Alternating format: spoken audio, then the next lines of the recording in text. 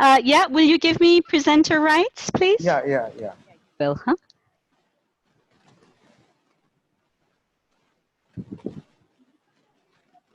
Can you see me yet?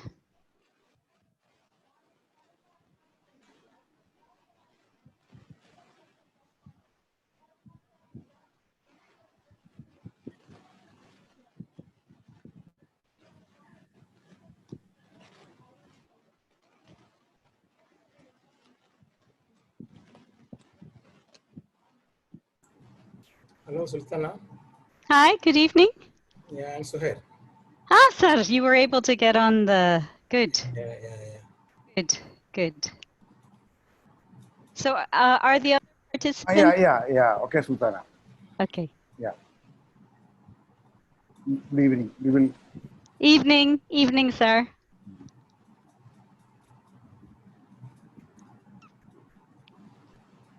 Shall we start 6 o'clock? Where?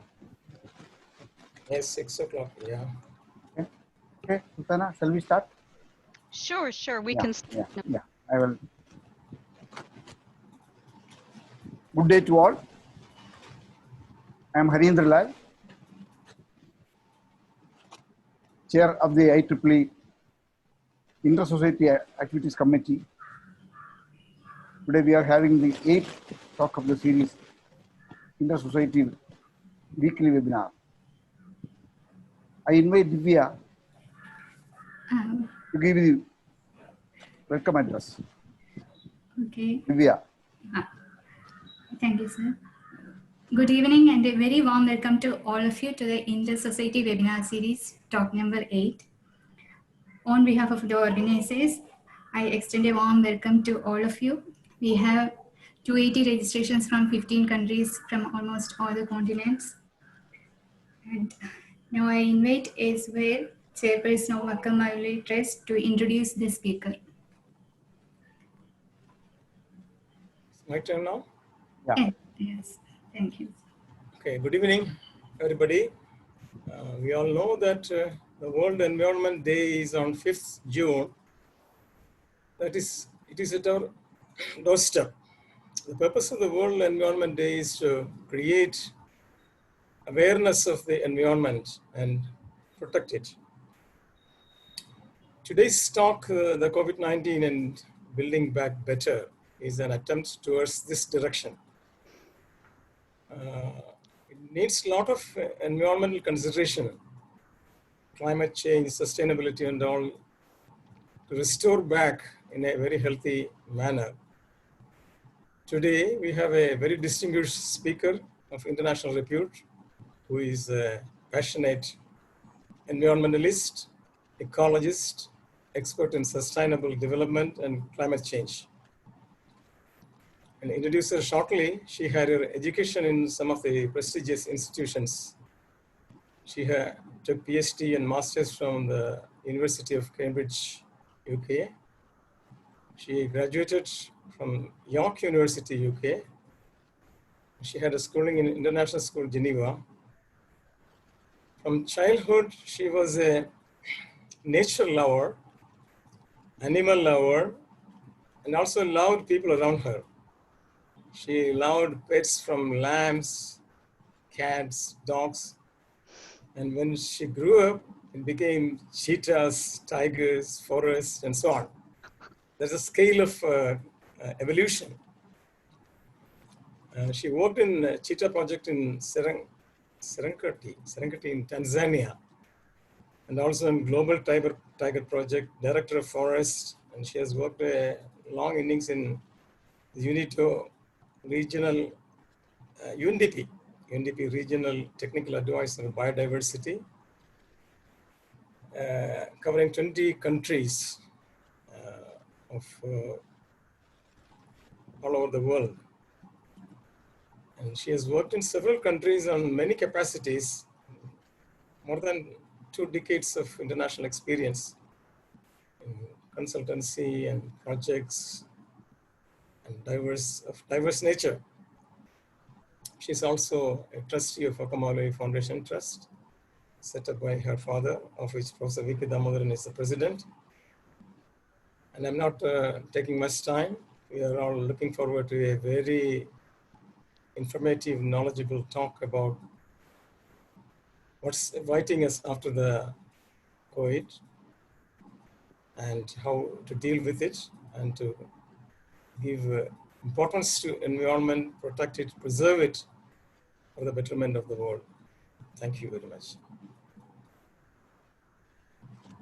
Yeah, over to Sultana.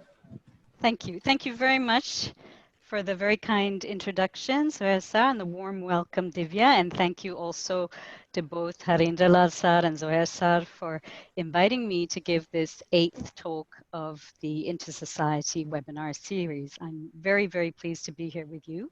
Good evening to all the participants, or good afternoon, depending on where you are in the world. And I will start the presentation right now. Do I just press the share screen button to start? Yeah. If I want to show my own, yeah? Yeah, Okay. you please share your screen. And Yeah, okay, just 1 second. Let's just get on to this. Okay. Okay, can everybody see? not it. You have to click the share screen. Share screen and then You click the green button, share screen down. Yeah. Then you share your screen. Okay. Yeah, fine. coming. That's fine. Go ahead. Great. Okay, lovely. Right, so let's start. Sorry, okay. My talk is structured in 4 parts. We'll start with an overview of the threats that existed before COVID-19 struck us. And we're going to just quickly also talk about some of the development achievements at that time, but also the challenges that remain, and also the key environmental threats. I'm just going to stop for 1 minute because I think this is the wrong version of the presentation. Forgive me.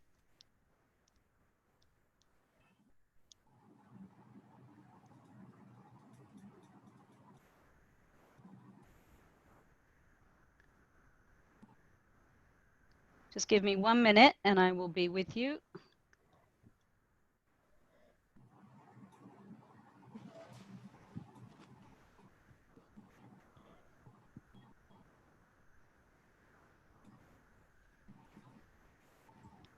Okay. Sorry, just give me 1 minute and I'm just going to get the I don't know what's happened there. It doesn't seem to be the right version.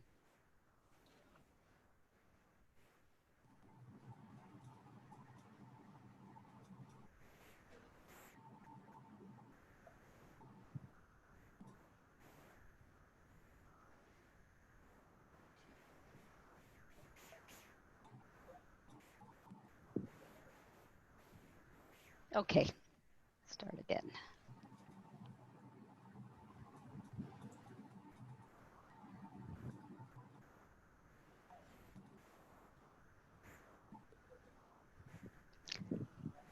Right, okay, here we go. So 4 parts. First part is the pre-COVID-19 world and the threats we already faced. The second part is comparing the responses to COVID-19 and the environmental crisis that already existed. We will then go on in part 3 to look at what does building back better after COVID-19 mean? And finally, what can we do to make the COVID-19 recovery more environmentally and socially sustainable? So the world before COVID-19, in terms of development achievements, one of the most significant one is that we've managed to reduce extreme poverty globally.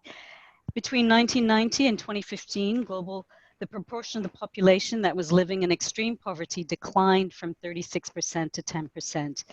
This is a huge achievement when you think that at the same time, the global population increased in that period to over 2 billion, by over 2 billion. However, 2/3 of the population still lives on less than $10 a day, which is not a lot. And we still have a lot of extremely poor people in South Asia and sub-Saharan Africa. This is an interesting chart, which also helps show the developments that we've achieved, the development results we've achieved over the last 2 centuries, because there is a tendency to think that, you know, we're not doing better, the world is such a mess, et cetera, et cetera. So in this chart, what they've done is they've taken the world as 100 people and looked at it over the last 2 centuries, looking at where we would be if we were in 1820 and comparing it to 2015. And it's I won't dwell on it too much, but we are a lot better off by and large compared to people living in 1820 in terms of poverty, child mortality, literacy, access to basic education, and democratic rights. Can I just check everyone can hear me all right? Yes, we can. Yeah, great. Yeah. Okay, so despite these successes, it's clear also that further progress is under threat from interrelated environmental, economic, and social challenges. So one of the biggest challenges on the social and economic front that people are highlighting in recent years is the growing and extreme inequalities that we see, social and gender equalities in wealth, income, and access to opportunities. And the second set of threats are environmental in nature. In particular, in recent years, global warming and climate change, but even before that, biodiversity loss and ecological degradation. And another area of growing concern has been waste production, but that is not something I'm going to cover in this talk. So on inequality, I am not going to speak too much on inequality because it is not my area of expertise, but it is very important to remember and keep in mind the linkages between our environmental goals and inequality and our development goals. So there's growing evidence it's not who you are, but where you were born that is going to determine where you end up, the quality of your life, your income, and many other things. And as this graph shows, if you're born in parts of Africa, your chances of a good life are far lower than if you're born in Europe or in Japan or in the Middle East, parts of the Middle East, let me say, the richer parts, the Gulf countries. So inequality affects society as a whole and can lead to conflict, as we are now seeing in the United States very, very graphically. Escaping inequality can be very difficult without action on education, health, child support, and so on.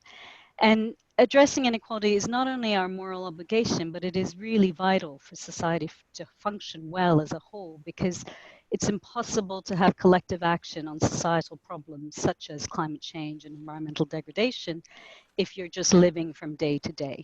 You can't think about things, even if it appears to be an imminent risk. You can't worry about climate change if you don't have enough water and things to eat today. So these stark figures really show how the disparity, how big the disparity is in wealth. In 2019, 10% of the adult population in the world owned 80% of its global wealth, all its assets and everything. This wealth report comes out every year and the figures are really stark. Whereas the bottom half of the global adult population, more than 50%, had control of just less than 2% of the global wealth. And the chart shows the regional distribution of that wealth. And wealth is still very much concentrated in North America and Europe, which account for just 17% of the global adult population, but have 57% of total household wealth. And you can also see that the poorer percentiles, that there is still quite a lot of poor people in the bottom few percentiles in India and Africa compared to China, Latin America. And India, this poverty in the South Asia region is what contributes to the large amount you see in the Asia Pacific section of the chart. So I'm not going to say much more on inequality except to touch on it here and there in the rest of the presentation. I put this slide in on global warming because I'm not sure how many people here know much about climate change. So my apologies if this is all very basic information to most of you. What is global warming? It's primarily due to the warming of the atmosphere by the gases, certain gases that are released through human activity, which trap the heat from the sun in a layer in the atmosphere around the Earth and have a greenhouse effect. And the biggest source is from our use of fossil fuels. And also significant is agriculture and land use change. And it's primarily due to emissions of carbon dioxide, but also methane is very significant, and nitrous oxide. And as you can see here in this graph, and again, the vast majority of emissions, what we call greenhouse gas emissions, are for energy, and more than 45% is from transportation, electricity, and heat generation in 2016. But you can also see a little bit further down that agriculture is quite significant at nearly 12%, and land use change and forestry come in at another 7%. And we'll come back to that later. So, climate change was already having serious impacts, is having serious impacts even when COVID-19 struck. Most of you will be well aware of this and have experienced some of it in terms of rising temperatures, more erratic rainfall, extreme weather events. It's not always clear whether something is due to climate change or not, but certainly there are a lot of events that are linked to our heating, global warming. It's disrupting freshwater systems, sea level rise, as there's all the melting ice around the world in the Arctic, coastal flooding and erosion, and of course declining natural habitats, species, and populations. And of course, there's also an increase in infectious diseases, including vector-borne ones like malaria, dengue, and zoonotic diseases that travel via an animal host, Ebola, bird flu, possibly coronavirus, and definitely a greater potential for pandemics. One of the biggest impacts is on agriculture, livelihoods, and food and water security, which is leading to conflict, internal and cross-border displacement of people, and climate refugees. This has been occurring for a while in different parts of the world. It just isn't all happening all at once at the same time.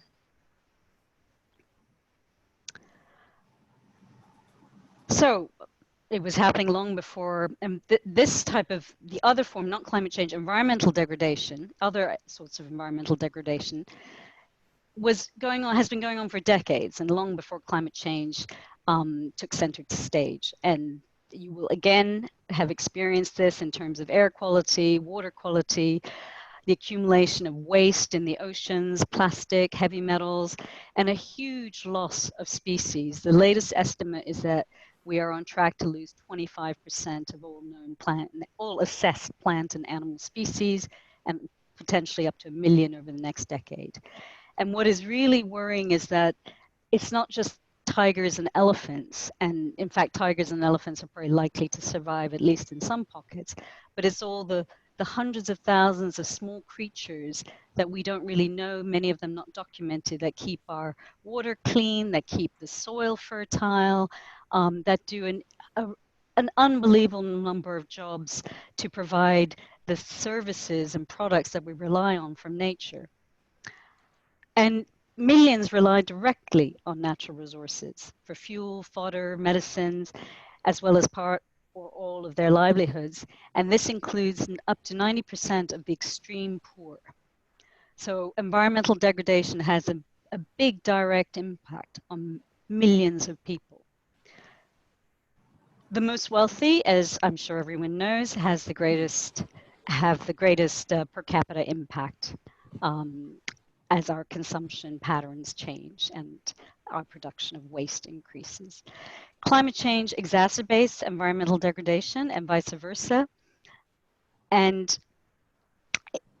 environmental degradation and climate change are going to impact further progress on development goals. In 2015, the governments of the world signed up to a revised 15-year agenda for global development. One of the most significant things about the SDGs, as they are known, is that they recognize the interconnected nature of many of the goals, and hence the 5 themes of people, planet, prosperity, peace, and partnership, because we cannot solve global problems without working together with each other. Countries have to work together. It was adopted by all UN member states along with the 2030 Agenda for Sustainable Development, which includes further targets on each of these goals.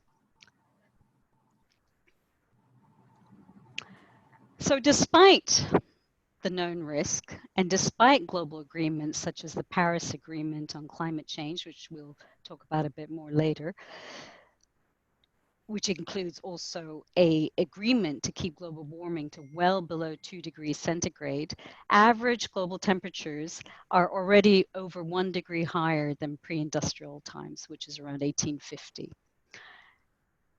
And atmospheric carbon dioxide concentrations are at their highest levels in 800,000 years. And we are in a situation that we as humans have never experienced and have never tried to manage. So that is quite daunting.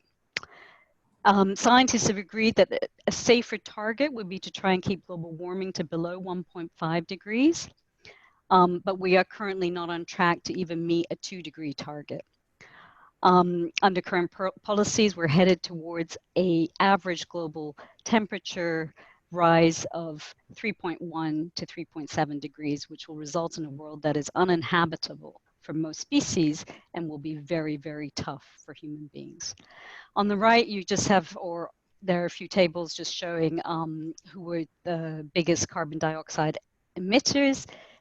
Presently, China, US, and EU, if you take them as a whole, followed by India. But historically, the US, EU have been the biggest emitters, and quite a bit less from China, Russia, and then Japan. So I can't say this enough. Ongoing environmental degradation threatens development achievements and further progress. The biosphere underpins, a healthy functioning biosphere underpins everything else. And this is well recognized now.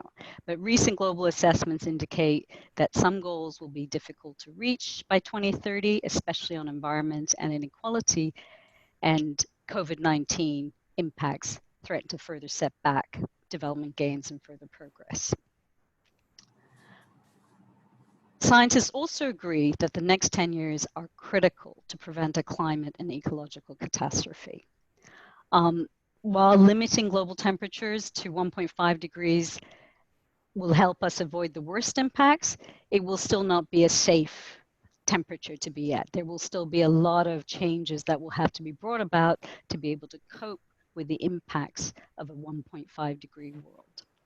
Current national pledges on greenhouse gas reductions, these are the commitments that countries have made when signing up to the United Nations Climate Change Agreement called the Paris Agreement, about what they will do to bring down targets. But their current pledges, greenhouse gas emissions, but their current targets will not allow us to achieve this goal. And even the 1.5 degree target, even if governments were to do everything, we actually only have a 50% chance of keeping the world below 1.5 degrees centigrade. So we're in a very, very tight spot. And sadly, the world's poorest, who have contributed the least to emissions in the poorest countries, are the most vulnerable to climate change impacts. It's really critical to prevent further biodiversity and natural habitat loss and ecological degradation because of all these things, not only in themselves, but because they will help us in terms of being able to adapt better to the effects of climate change, and because many of these natural ecosystems also contribute to removing carbon from the air, sequester carbon, and act as carbon sinks. And again, we can talk about that a bit more later. So this shows very graphically where we are in terms of current pathways. So this shows the cuts we need to make in order the bottom one, the 1.5 degree pathway, and where we are is way up. The current policies, 3.1 to 3.7, is the actual practice. The pledges, if people were to honor them and implement them, would still only bring us to 2.6 to 3.2 degrees centigrade. So even the pledges are insufficient and governments have to raise their ambition. So this is pretty alarming because once carbon is in the air, it is very difficult to take it out, the CO2, to reduce atmospheric CO2. And we really want to avoid tipping fragile systems, ecological biosphere, biogeochemical processes beyond a point where they can't recover easily. So comparing responses to COVID-19 and to the climate and environmental crisis. Governments across the world took unprecedented measures, and you will have experienced them in whatever part of the country, whatever part of the world you're all in. In India, of course, I believe there is still partial lockdown in some places. Sweeping restrictions and profound changes made to how we live and work in a short space of time. Governments had to make very difficult decisions involving trade-offs between reducing death due to corona and keeping their economy going. And there was a remarkably high level of public and business compliance despite personal hardship and economic loss. Some governments provided social and economic safety nets. Kerala is a case in point, also the UK through direct transfers and other means.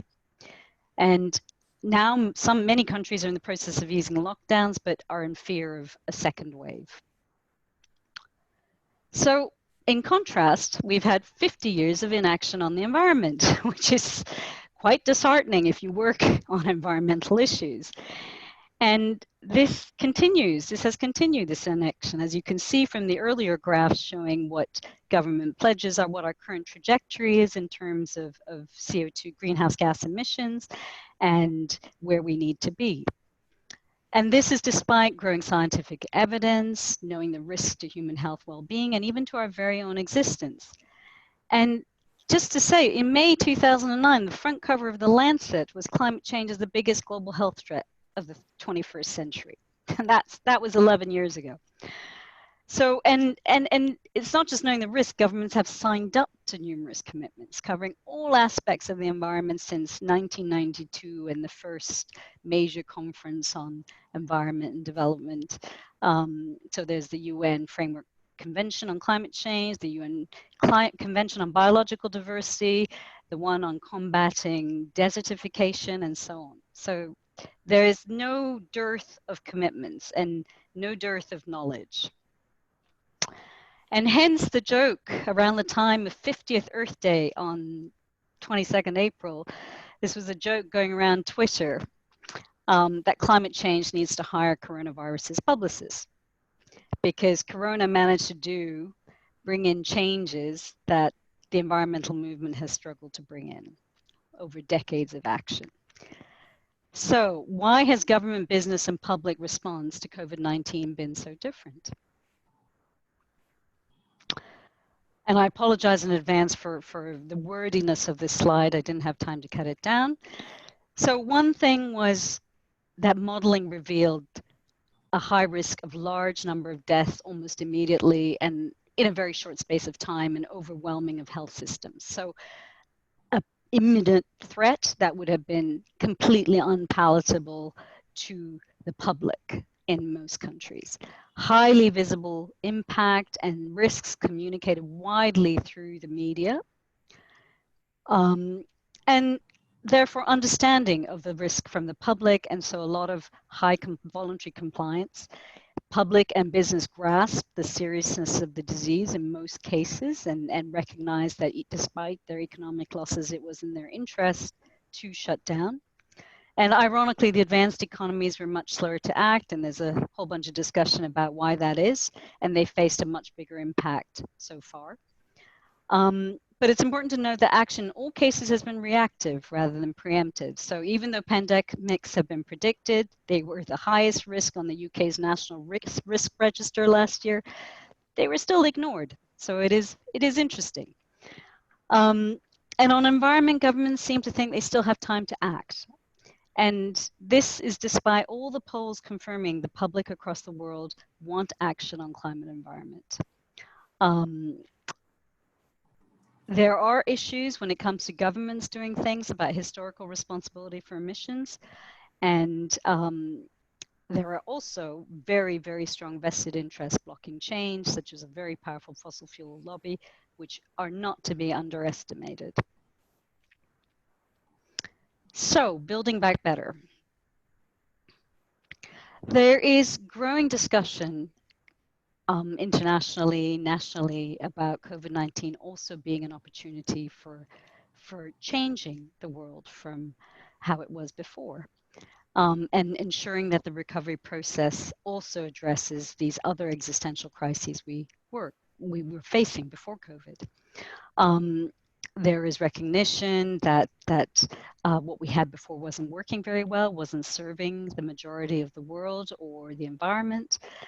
And it's clear that if we go back to the business as usual model of economic growth without checks and balances, that this is going to lead to further environmental degradation, perpetuate inequality, and cause even bigger crises and disruptions in COVID-19. So recently, the UN Secretary General referenced it as a rare and short window of opportunity to rebuild our world for the better. And the EU Commission President, Ursula von der Leyen, said, well, we will find a vaccine for coronavirus at some point, but there is no vaccine for climate change. And most of us will have noticed the environmental changes during lockdown. Cleaner air, blue skies over Asia, clear skies over Delhi. The Yamuna became clear. There was less noise pollution. There were countless photos of wildlife in unusual places because the streets were empty. And greenhouse gas emissions are expected to fall by 8% this year due to the lockdown. And this is more than the annual emissions reductions of 7.6% that we need every year till 2030 to have a chance of keeping global warming at 1.5 degrees centigrade. But this was an unplanned thing, and the effects will be short-lived unless we put in measures to transform our economy and society.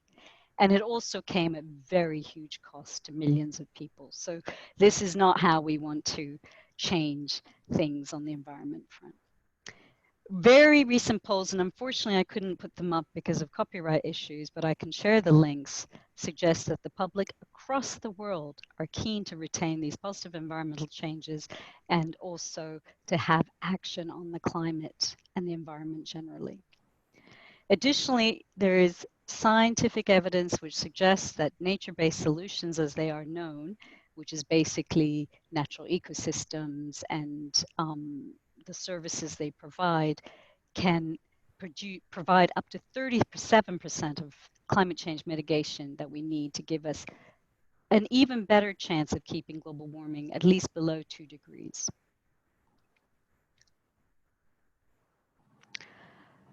We really need a fundamental and urgent change in our relationship to the natural environment. And the danger is, as we build back, is that we will go back to that long-standing false dichotomy, this making people choose between environment or development, as if they are mutually exclusive.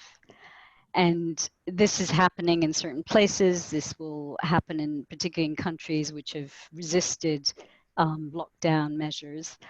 And the challenge is also the true value of environmental goods and services has historically not been reflected in political and economic decision making. If we factored in the real cost of many of the things we use and consume, it would be very different. We would use them very differently. Typically, politicians and other decision makers have short-term planning horizons and targets. They want to please their constituencies. They have other pressures on them. But we have to find a way to decouple economic activity from environmental degradation, social injustice. There are no easy answers. People don't know how, but there is a lot of talk about circular economy and other approaches. And what is interesting is that for COVID-19, governments implemented a precautionary approach. They didn't know for sure that so many people would die or hospitals would be overwhelmed. The modeling suggested they could be. And so they took a precautionary approach to decision making to address uncertainties. And this is something environmental conservationists, environmentalists have been advocated for a long time. If the risk of something or the impact of something, it could be so severe, then it is wise to take a precautionary approach to it, even if we are not 100% sure if it will happen or when it will happen. But it is very important to remember there are powerful vested interests in an elite who benefit from the status quo, and that is what that wealth distribution chart and the what they call the global wealth pyramid shows. Some people clearly are doing very well under the present system, and they will definitely try and block changes to this because they stand to lose. And the difference with the environment is that many of these people with immense wealth believe they can protect themselves against the worst impacts of climate change and environmental degradation because of their access to many things due to their wealth. So people have been, and this is all documented, rich people buying land in New Zealand to escape, constructing helipads, buying underground bunkers and doing them up in the US and so on. So this is not just, this is known. But that was the difference with a virus. It was not so easy to protect yourself from a virus as people think it will be from climate change and other forms of environmental degradation. We will still need different pathways for different countries. So poorer countries will require higher levels of growth to meet their development goals, and they'll need access to finance, the appropriate technologies, knowledge, and so on. And we don't have time, so they have to also ensure growth doesn't contribute to further environmental degradation. So we can't pollute now and clean up later any longer. More advanced economies really have to focus on their production and consumption patterns, limit the use of fossil fuels and plastics, and also reorient public and private investments in ways that support the Sustainable Development Goals and climate goals. So we're not going to go into detail on this, but the EU has just announced last week a very dramatic, ambitious new green recovery plan, which is aligned with their climate environment goals. The EU wants to be a leader on a green transformation. It includes creating 1 million green jobs and incentivizing countries that might resist such a transition, such as the coal-producing countries. And while the devil is in the detail and how it is finally implemented, the EU really is leading on some of these things in terms of trying to push the envelope forward. And interestingly, very recently, I think also last week or the week before, a team of economists brought together by Oxford University undertook an analysis of different types of stimulus packages and have also concluded that green stimulus packages can deliver both climate benefits in terms of GHG emission cuts while stimulating economic growth and would deliver higher returns on government spending in both the short and long term compared to conventional stimulus funding, which is very interesting. So it remains to be seen what the government will do in the UK.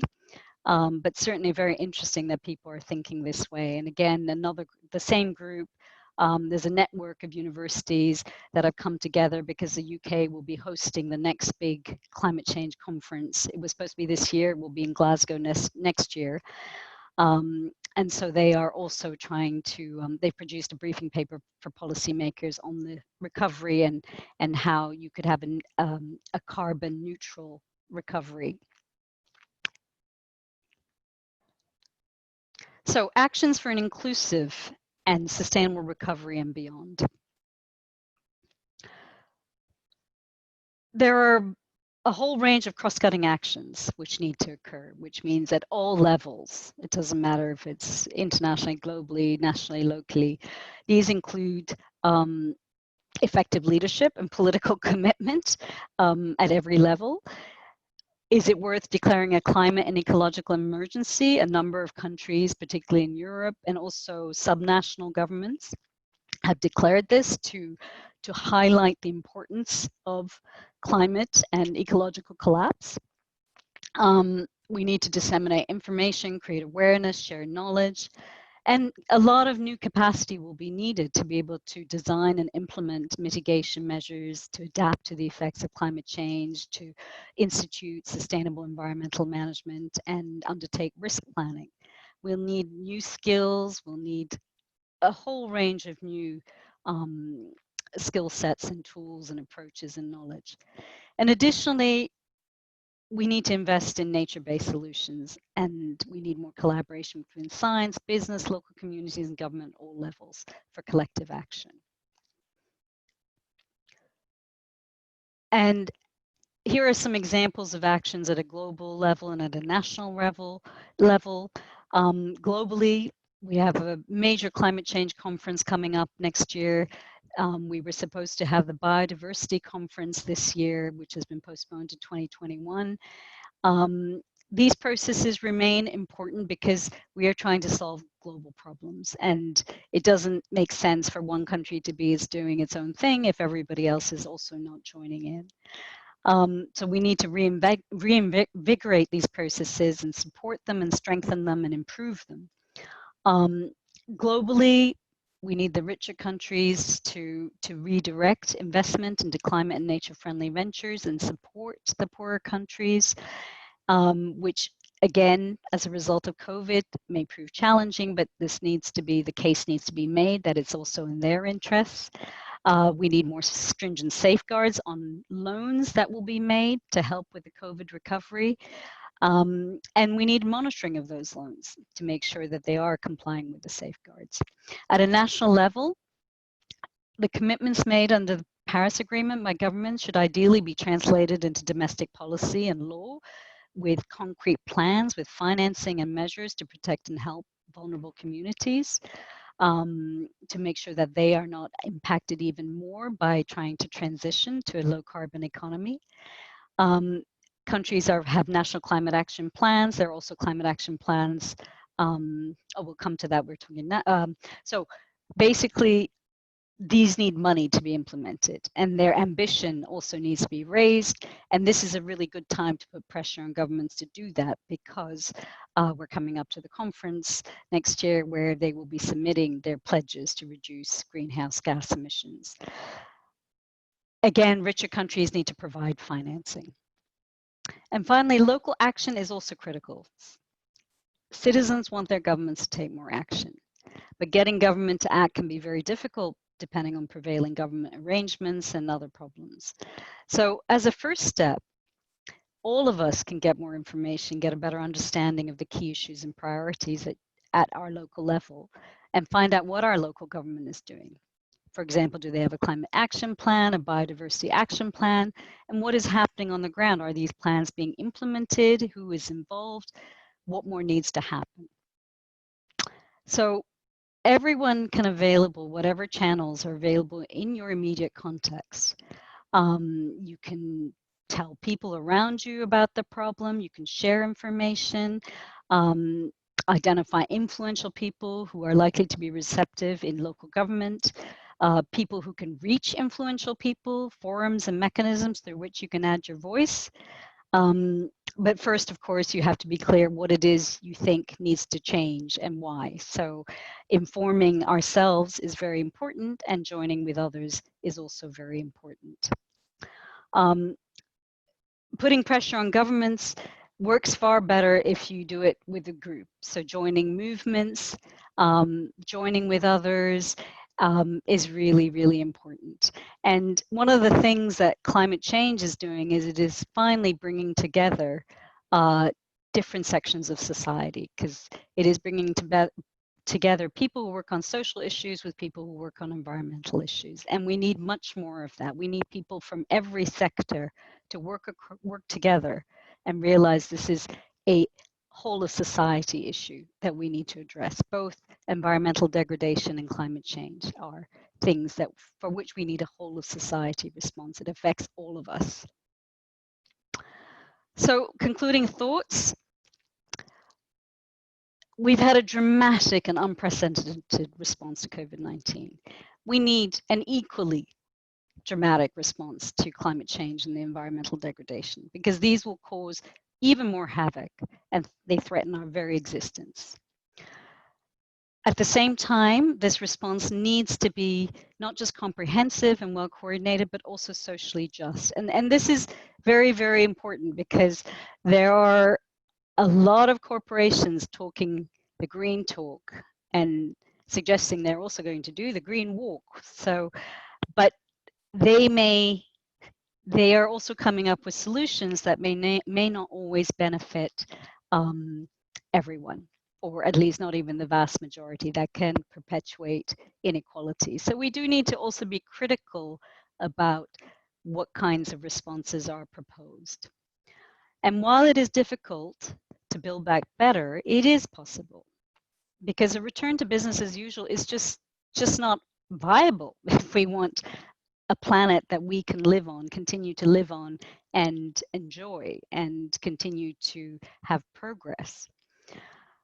A much greater emphasis is needed on nature-based solutions. This is growing, but not fast enough. And green job creation, because there will be dislocation, disruption as countries try to change their economies. Each of us can take action. We can take action in our homes, where we live and beyond, to increase awareness and knowledge. We can contribute technically, potentially. If we have businesses, we can try and green our businesses, and we can join with others to engage in the policy process and influence our elected officials and decision makers. So we will survive COVID-19, but unless we get a handle on global warming, we do potentially face extinction. And that is not beyond the realm of possibility. Maybe not in the next 10 years, maybe not in the next 50 years, but it is entirely possible. Thank you. And I leave you with this little cartoon, which actually came up because of the demonstrations, what's happening in the US. But one could easily just turn that around into a cartoon about anybody, any child, and what do you want to be when you grow up. So we need to address the climate and ecological crisis as seriously as we are trying to address the COVID-19 crisis, if not more. Thank you.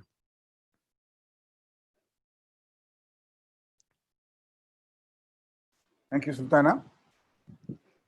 There's a couple of questions. Can you hear me? Yes, I can hear you. Yeah. One question is from Vimala.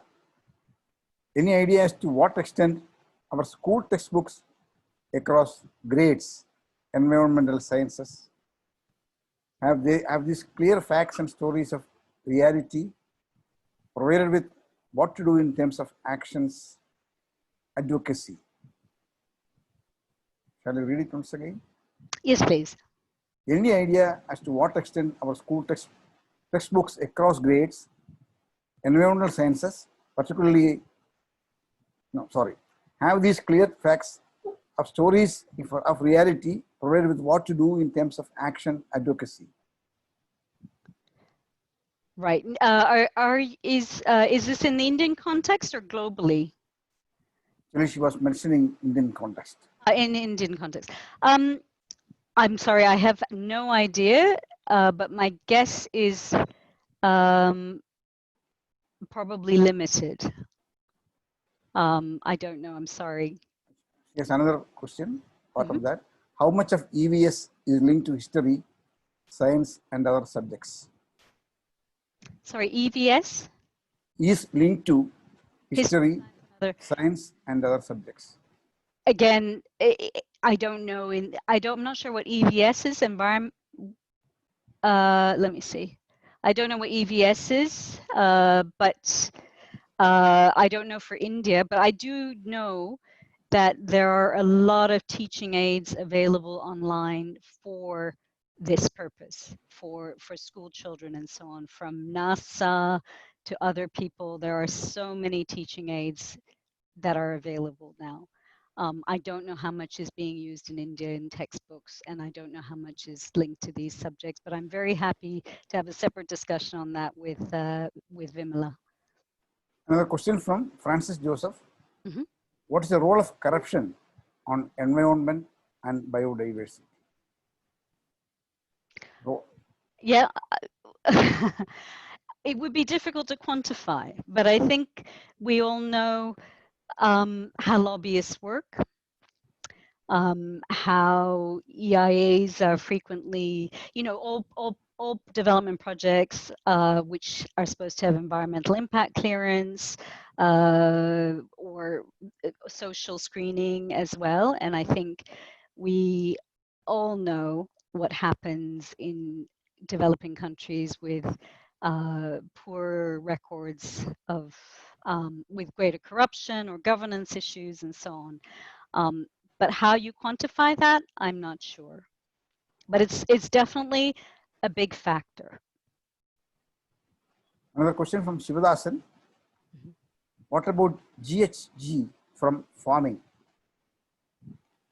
Yeah, so if I remember right, it's what about what is the does it clarify what the specific question is? What about GHG? I did say earlier that this is farming contributes definitely, particularly in terms of methane emissions from livestock.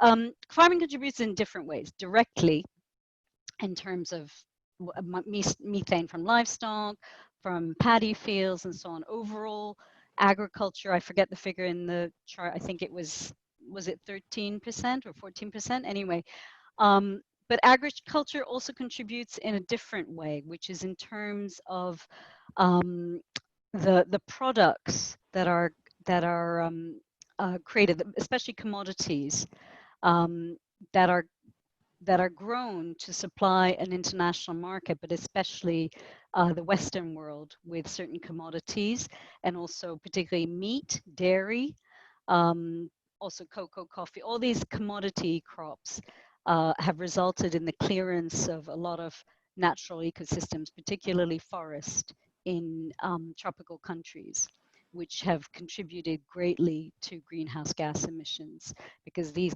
forests store carbon as well as sequestering carbon. Or in the case of palm oil, as you may know, it's on peatlands, which are very, very carbon-rich soils. So agriculture certainly has a big role, and that is why the agriculture energy nexus, the food nexus, food and energy nexus is considered a big area that we need to tackle in the coming years. Okay, another question.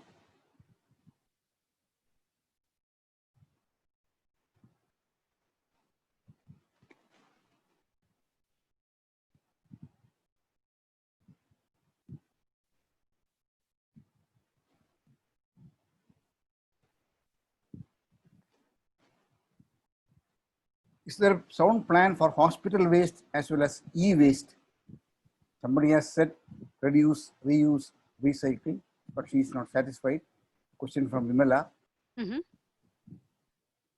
EVS is environmental science. Okay. Is there a sound plan for hospital waste as well as e-waste? E-waste, yeah. I think it will vary. I don't think there is one globally. I think it's recognized, but that's very much, yeah, those who are talking about circular economies and so on would be looking at all aspects of waste in an economy. There's a question from Giri. All the economic activities were slowed down, and as a result, environment was improved. As you mentioned that Yamuna water quality, visibility of Himalaya from Delhi, etc. Do you mean increase in economic activities is a threat to environment? Sorry, would you mind repeating that? All the economic activities were slowed down, and as a result, environment was improved. As you mentioned, that Yamuna water quality, visibility of Himalayas from Delhi, etc. Do you mean increase in economic activities is a threat to environment? Not increase per se, but economic activity that doesn't take into account the impacts on environment, yes. And that is the problem we've had, is that the impact on environment is not included in how we produce and consume. There's a question from Neelantan. Could you suggest a few NBS for a country like India? Nature-based solutions. Yeah. Yeah, conserve the existing natural ecosystems to the extent possible, the existing forests, restore coastal areas to protect, against both for adaptation and mitigation, to reduce storm surges. There's a lot of work in India on this, on sand dunes, things to prevent coastal growing, certain plants to prevent coastal erosion. Seagrass beds absorb CO2. There are countless things that can be done in India. I mean, the one thing to be a little bit wary of is that there is a lot of talk of afforestation as a way to increase carbon sequestration and reduce greenhouse carbon in the air, CO2 in the air. The only thing is you have to be very careful what you're afforesting with, whose land you're afforesting with. And there are issues around afforestation, but if done properly, planned properly, if it has, depending on where it is, who it's going to benefit, you could see that as a way of also working with communities to regenerate areas. There are also huge areas of degraded soil, which can benefit. I mean, there are countless things that can be done. But there are probably other people in this call who know more about it than I do. Do you think biodiversity conservation can reduce the effects of climate change? And do we need developments destroying forests and wildlife? Do you think biodiversity conservation can reduce the effects of climate change? And do we need developments destroying forests and wildlife? I think absolutely. I think biodiversity conservation, biodiversity in its broadest sense covers the entire diversity of living things and the habitats they live in and the processes needed to keep them on. So it's basically what we're saying about nature-based solutions. So absolutely, I think not only does so much of what we depend on is from nature and from those systems functioning, whether it's water, you need biodiversity, all those little microbes in the soil that replenish the soil, that keep it fertile, microbes in the water that are, cleaning it and stuff like that, even removing heavy metals and stuff like that. So yes, absolutely. By having as much biodiversity as possible, we maintain our options for the future. Many of the cancer drugs have been found from natural species. So many of our medicines. I mean, absolutely. And as for what was the second part? It was on do we need development that degrades forests and wildlife? What was it? Beg your pardon? The second part of the question was about forests and wildlife. Do we need development? Yeah, one minute.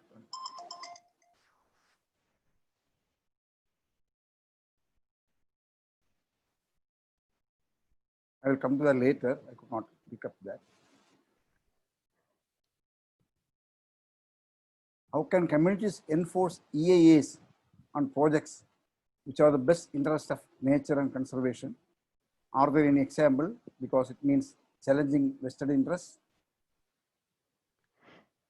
Sorry, say that again, please. How can communities enforce EIAs on projects which are in the best interest of nature and conservation? Are there any examples? Because it means challenging vested interests.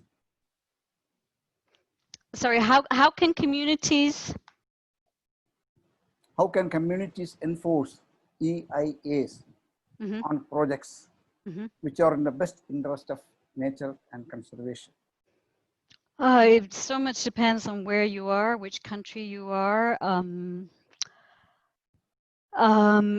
And who is involved, who are you fighting? So it's often much easier if it's a international company or a company with a big brand name. I mean, I'm assuming it's a company. If it's a government project, it's much more difficult. It really is hard. I mean, I can't underestimate and I can't provide a general answer. It will depend so much on the context in which this project is occurring, the community, and whether there are people. It's finding access to influential people whose ear you can get, but that will depend, and also getting enough support, identifying who are the targets. I mean, this is almost like a question for campaigners who are very strategic about this thing and know how to analyze these things and say who can make a difference, who do I need to target. but it's very hard to generalize. So the last part of the previous question, do we need developments destroying forests and wildlife? I mean, in an ideal world, no, but sometimes there will be difficult choices to be made. I think you can come up with a set of principles of how you do this. You know, extinction is irreversible, at least in our life, in the foreseeable future. And I hope that we're not going to get to a world where we can engineer species, but at the moment, extinction is irreversible.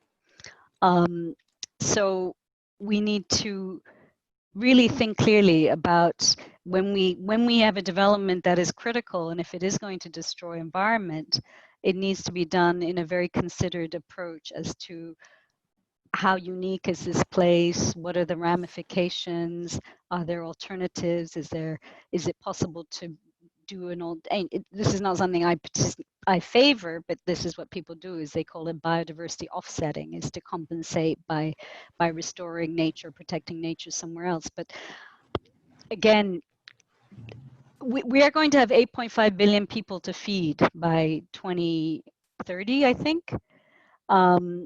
And we need land to do that. People need to live somewhere. So there are going to be trade-offs. It's how we make those trade-offs. Do we do them in a transparent way? Do we do them in a rational manner? Do we do them in the proper way rather than due to these other things that happen that don't serve the majority of people? This is a question from Dr. K.P. Chandran.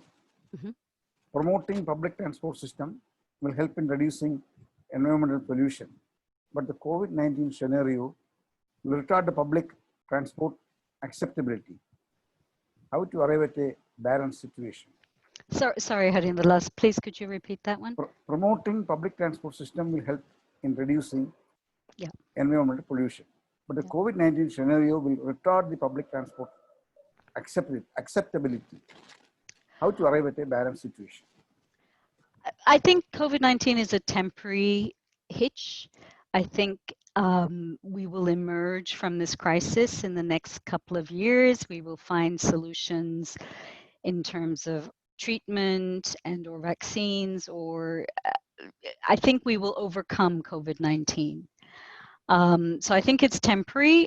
Certainly, there are other ways to overcome it depending on how we live and work. So across Europe, the emphasis has been on creating cycle routes. So the alternative is not always that private transport has to be in a car.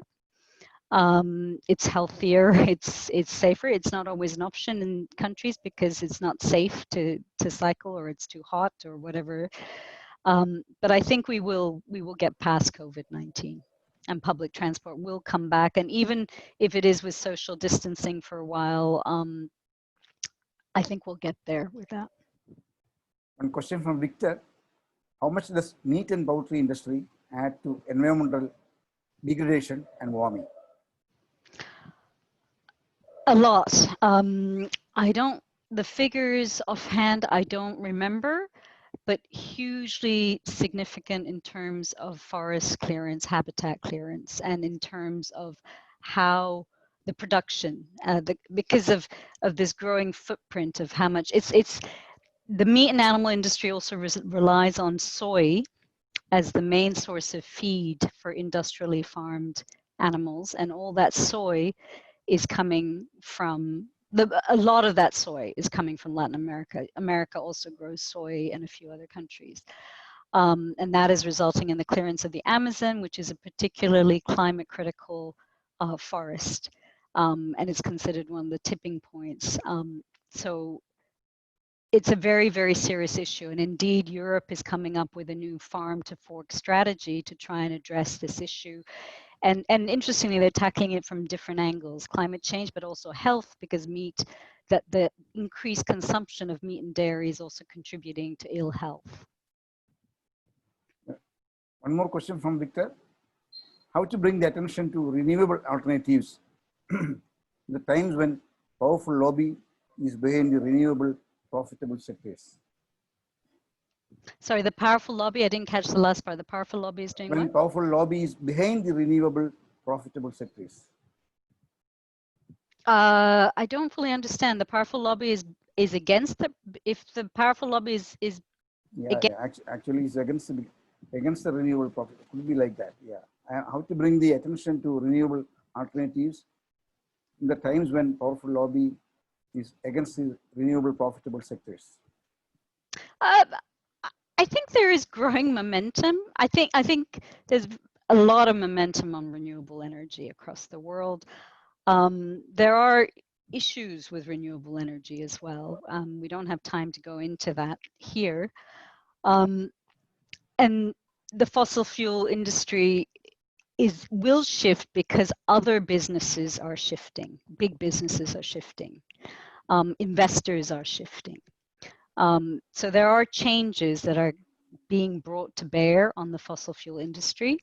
And I think we're on that path. The low carbon transition is coming because there's been too much now happening on different fronts from these ones: investors, government, the agreements under Paris.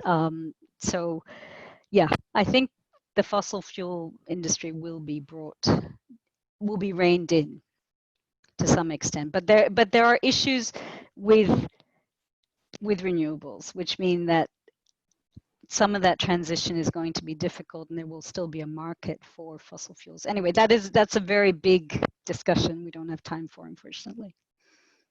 Another question from Shivadasan: does the fall in oxygen level has any effect on COVID? Fall in oxygen level has any effect on COVID? I'm not sure. I don't know the answer to that. I'm sorry. There's another question from the host, Shankar. Veganism is drastically getting attention, especially during the pandemic. It's a time that we switch our dietary. What is your thought on that? Veganism? Was that the question? Yeah, veganism is drastically getting attention during this pandemic. Mm-hmm.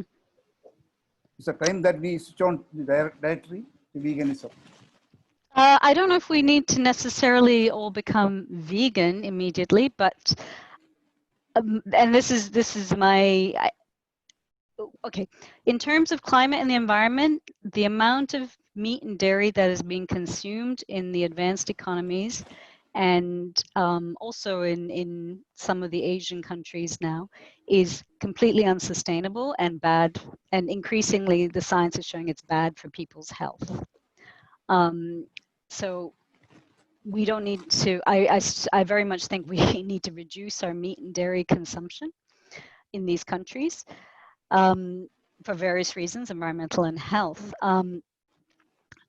Whether, from a personal perspective, I do not like industrial farming because I think it is extremely cruel, and it is potentially a source of many of the diseases that are crossing over to humans because of the way animals are kept.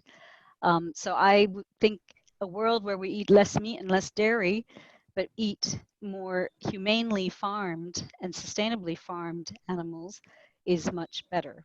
But whether you want to go to veganism or not, I think is a personal choice at this point. Already late. One more question from Paul Manuran. Increasing population is a threat to environment. Why not we think of systematically reducing population?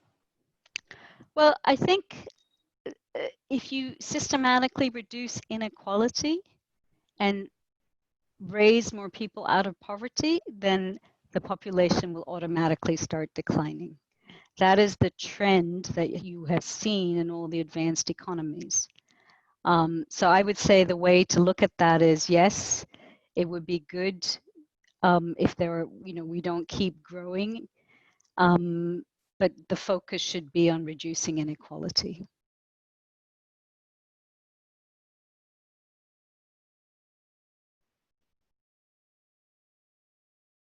So already late, 7:08. Now we will move to the last part of the vote of thanks. I invite Sabarinath from ISOC to deliver the vote of thanks.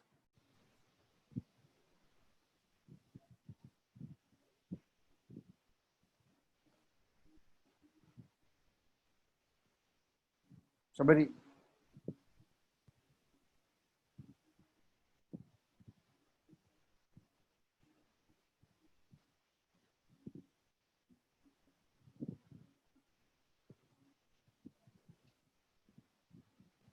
Shabari, are you there?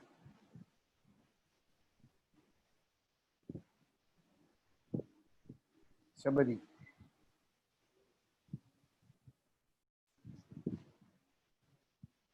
Shabari.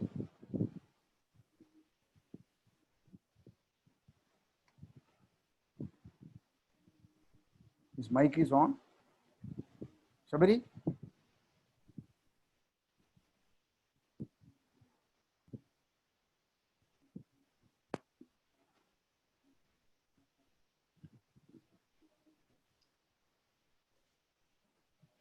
Shankar, what happened to Shabari? Hello, sir. His name is SGP in the host. I have made him co-host, so he should be able to speak. Maybe some technical problems at his end. I just have a quick question, if I may. Please. Is there a way to save all the questions in the chat? Because it's quite interesting, and I think I haven't answered all the questions. I would just be interested to see what other questions there were. Shankar, can you do that? Yeah, yes, ma'am. It's me, Shankar. So we can save that question, so I can share it with you. Yes, Since the fine. meeting is being recorded, so I have the chat as well. That would be I great. will revert all questions to Harindral sir, so Okay. sir can directly reach to you. Thank you. Okay, thank you so much. Shabari? Harindral, can you arrange somebody else to thank? Because time is passing, there is some technical hitch. Sir, I request you to do that, please, sir. So, I think I'm Damodaran.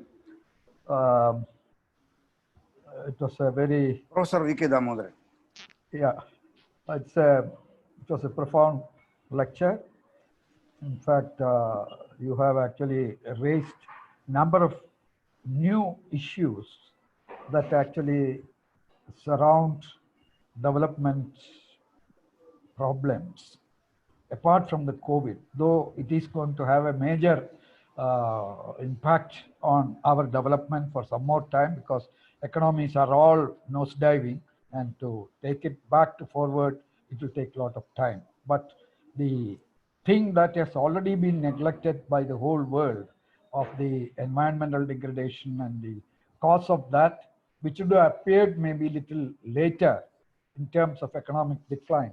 So this, I think, has been one of the kind of lessons that we have to take from your lecture. And there was also a fairly good discussion on this. Thank you very much for attending this exercise of IEEE Kerala section, as well as a number of other technical professional societies like Management Association, then Computer Society, Internet Society, Institution of Engineers, and a host of organizations which we have been actually doing this kind of Wednesday evening talks one-to-one. But now we have come online, which has actually attracted very good speakers like you, as well as many very sincere, serious listeners, or rather what you call the participants. And thereby this discussion is actually getting enriched. And on behalf of all these organizations and on my own personal behalf, I would actually thank you very much for taking your time and making such a wonderful presentation. And we hope these presentations will be shared with us along with the questions, and for which whatever answers you will be preparing, probably these could be combined and a document could be had. So this will be one of the very good way in which we can actually advance this platform, online platform for interaction with professionals all over the world. And thank you very much and for the evening. And thank you all for your participation, active participation. And I think even now, more than 100 people are still on the line. And this is a good indication that the lecture has been very much attractive. Thank you once. And I don't know to say good night or good evening. Anyhow, for a good day ahead. Thank you. Thank you very much to everybody who participated. Thank you, Damodran Sir, Professor Damodran, and Arindalal Sir, and Zoya Sir. Thank you very much. Thank you, Sultana, once again. Okay.